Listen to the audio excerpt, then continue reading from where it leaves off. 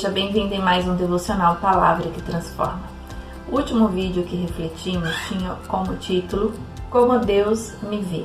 A importância de vivermos a partir do olhar de Deus para a nossa vida. Não adianta fingirmos, não adianta apresentarmos às outras pessoas uma aparente transformação se isso não é uma verdade na nossa vida.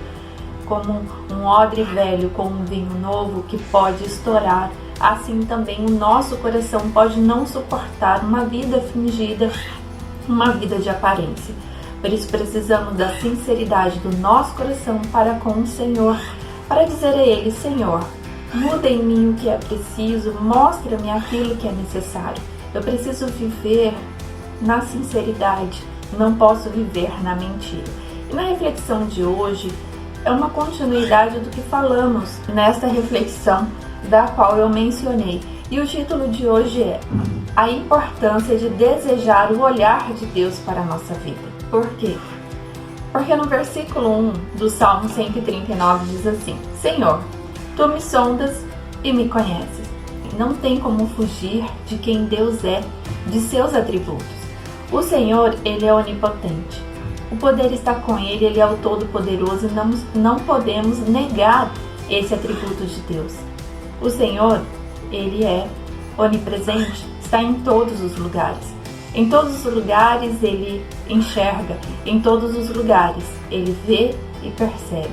Não podemos negar a onisciência do Senhor, ou seja, o conhecimento absoluto sobre todas as coisas que o Senhor tem, inclusive da nossa vida, do nosso coração, daquilo que é mais profundo e que nem mesmo nós conhecemos. Mas o Senhor, Ele sabe de cada detalhe. Ele nos sonda, Ele nos examina. Quando estamos doentes, com alguma indicação de que algo não vai bem no nosso organismo e procuramos um médico, chegamos até o consultório, informamos a ele tudo aquilo que nós estamos sentindo. Ele não faz o seu diagnóstico preciso diante daquilo que você apresentou. Ele é um especialista. Por isso, a partir do que você apresentou, Ele vai te examinar, Ele vai te sondar. Ali, Ele apresentará, depois de alguns exames, o diagnóstico preciso. Deus é assim. Deus nos sonda, nos examina no profundo.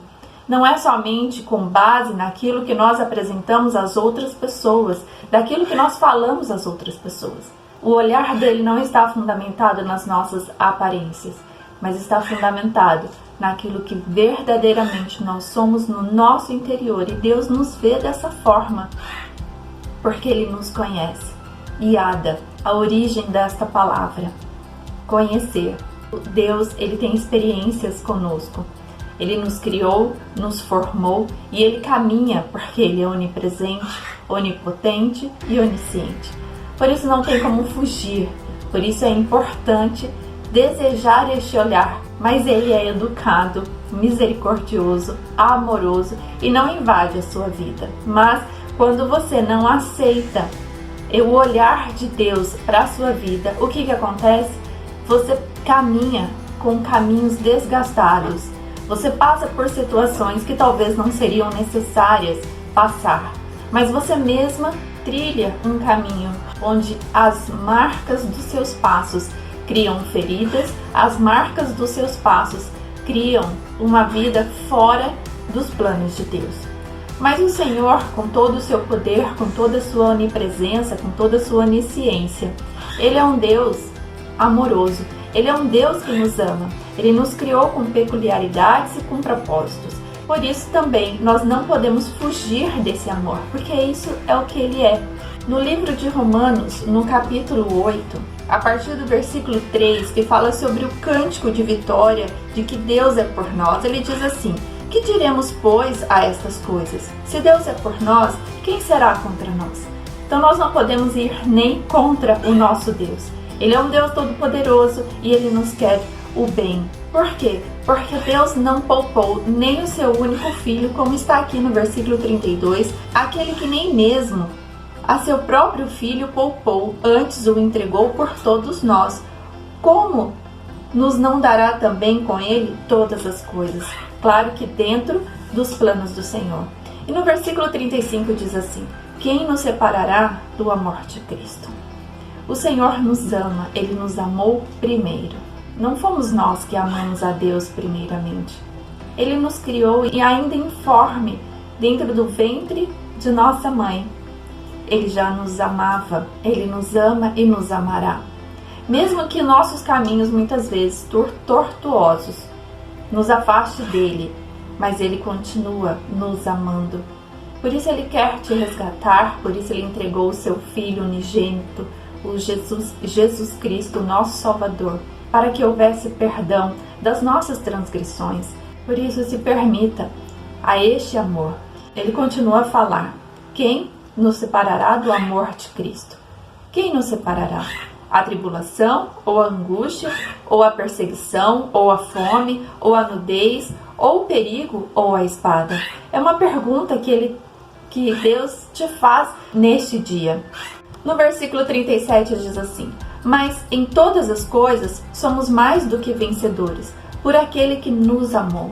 Somos mais do que vencedores porque o plano de Deus é perfeito, porque Deus faz por nós o que nem imaginamos, nem aquilo que pedimos, nem aquilo que está no mais profundo do nosso coração, até onde a nossa mente alcança. O Senhor, Ele tem muito mais além do que possamos imaginar.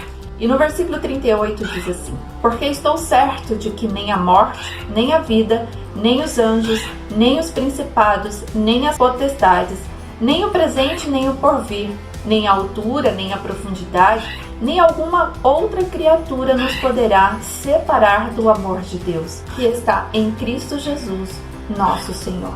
Nada nos separará do amor de Deus, porque Ele nos amou primeiro.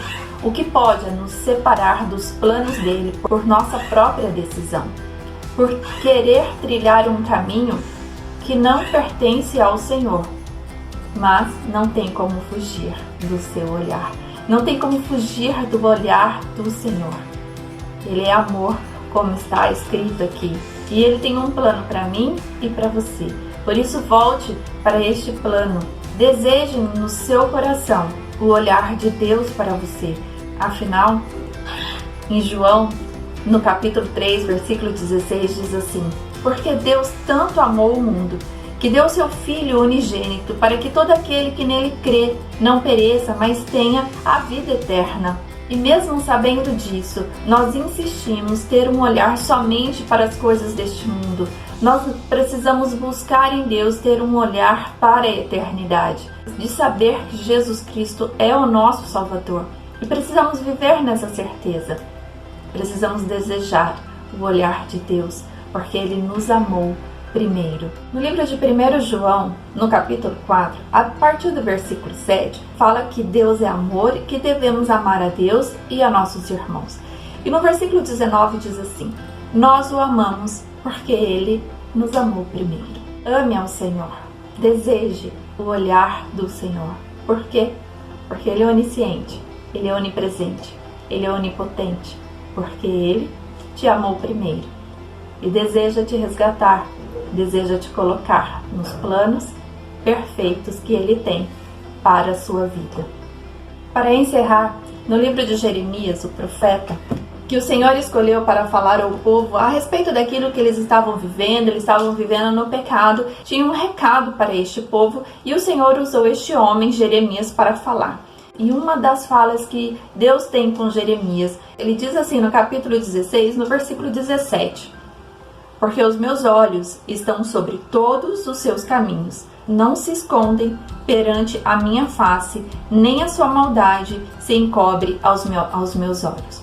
Deus falou com Jeremias para falar àquele povo da maldade da qual eles estavam vivendo, num caminho que eles escolheram.